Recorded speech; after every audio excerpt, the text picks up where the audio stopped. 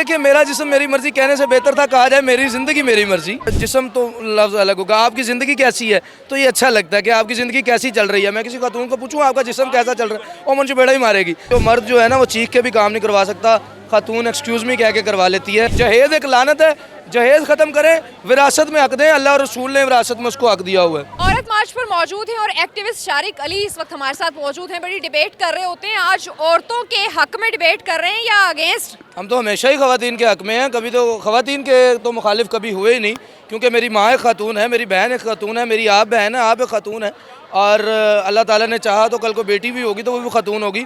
खातून के हक़ में, खातून के कभी मुखालिफ नहीं है। लेकिन पिछले सालों में जो चलता आया ख़वातीन मार्च के नाम पे, औरत मार्च के नाम पे, वो थोड़ा सा अनएथिकल लगा तो उस पर बात कर देते थे। ख़वातीन के मुखालिफ कभी नहीं है। क्या अनएथिकल लगता था?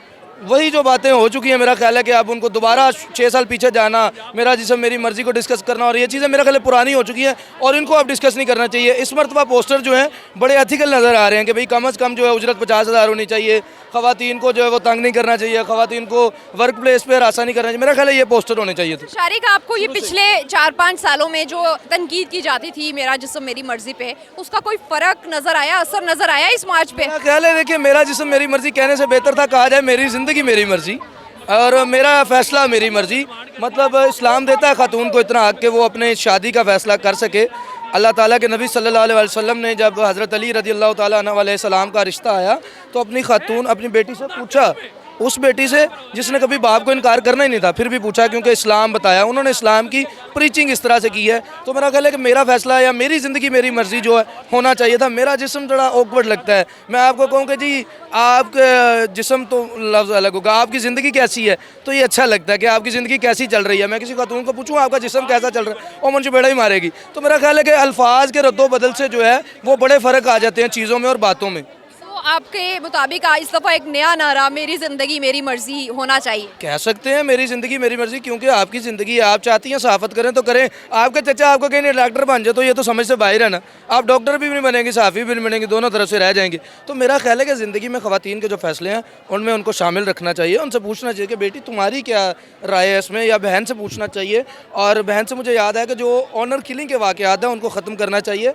गैरत के नाम पर ये बेटियों का, बहनों का कत्ल जो है वो बंद कर देना चाहिए, क्योंकि अगर गैरत के नाम पे बेटियां भी कत्ल करने लगे तो शायद भाई भी जहाँ पे जो है कोई भी ना बचे, कम ही भाई बचे। और मैंने ये देखा है, मुझे पंजाब का मैं कह लेता हूँ, बाकी तो मुझे नहीं है, ये बड़े वाक़यात आपको मिलेंगे कि एक भाई ने अपनी बहन को बताया कि मुझे फ़लाँ पसंद है, तो बहन बड़ी खुश हुई और बहन ने उसको एम्पावर भी किया, ठीक है। लेकिन बहन नहीं बता सकती मैं पसंद है, ये भी नहीं बता सकती पसंद है।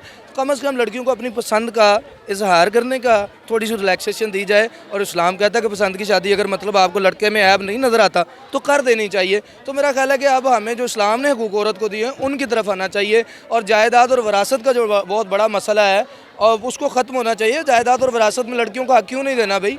अल्लाह ने दे दिया, रसूल ने फरमाया, तो तानू सानू की तकलीफ है? कहते हैं जहेज दे दिया है ना बस। नहीं, जहेज तो एक लानत है भाई। लानत बेटियों को क्यों दे रहे हैं? एक सुई भी ना दें जहेज के नाम पे, आप लानत दे रहे हैं। जहेज हमारा नहीं है, हिंदुआना रस्में हैं, हिंदू देते हैं वो दें, और वो डिमांड करते हैं। और मुझे याद है ऐसे ऐसी कोई बरादरियाँ मौजूद हैं जिनमें डिमांड है कि कम अज़ कम गाड़ी मिलेगी तो शादी होगी, गाड़ी नहीं मिलेगी तो शादी नहीं होगी। जहेज एक लानत है, जहेज ख़त्म करें, विरासत में हक दें। अल्लाह और रसूल ने विरासत में उसको हक दिया हुआ है। अच्छा बताएं कि एक नारे ने असल मसाइल को बहुत पीछे छोड़ दिया था।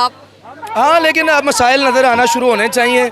और पहली मरतबा ऐसा है जिसको आप पिदरसरी निज़ाम कहते हैं पंजाब में, वहाँ पे ख़ातून वज़ीर आलिया हैं। अभी भी अगर कोई खुश नहीं है ख़ातून की सुप्रीमेसी देख के, तो फिर आप देखें मर्द बेचारे जो हैं वो उनके साथ भी बहुत बड़े मजालिम होते हैं। लेकिन फिर भी आप देखें जो मर्द जो है ना वो चीख के भी काम नहीं करवा सकता, ख़ातून एक्सक्यूज़ मी कह के करवा लेती है। अभी भी हालात इतने अच्छे हैं औरत के लिए, ऐसा नहीं है कि उसको पोर्ट्रे गलत किया जाता है, मेरा ख्याल है। दूसरी बात मैं अहम करना चाहता हूँ कि कम उम्र बच्चियों की जो शादी, थोड़ा आगे अगर हम आ जाएं ताकि आवाज़ हमारी। पंजाब में एक लड़की की शादी की उम्र जो है वो 16 साल है और सिंध में 18 साल है। पंजाब में भी लेजिस्लेशन करें और बच्चियों की शादी की कम अज़ कम उम्र जो है वो 18 करें। उसकी वजह यह है 16 साल का शनाख्ती कार्ड नहीं होता, उस वजह से 10 साल 12 साल 14 साल की बच्चियों की भी शादी होती है। शादी हो जाना बड़ी बात नहीं, शादी के बाद उसको जो फिज़िकल कॉन्सिक्वेंसेस बर्दाश्त करना पड़ते हैं वो बड़े मसाइल होते हैं। तो बेटियों के लिए, अल्लाह के लिए, रसूल के लिए जो इस्लाम ने बेटियों को हक़ दिए हैं वो हक़ बेटियों को वापस दे दें ताकि मसाइल ख़त्म हो सके।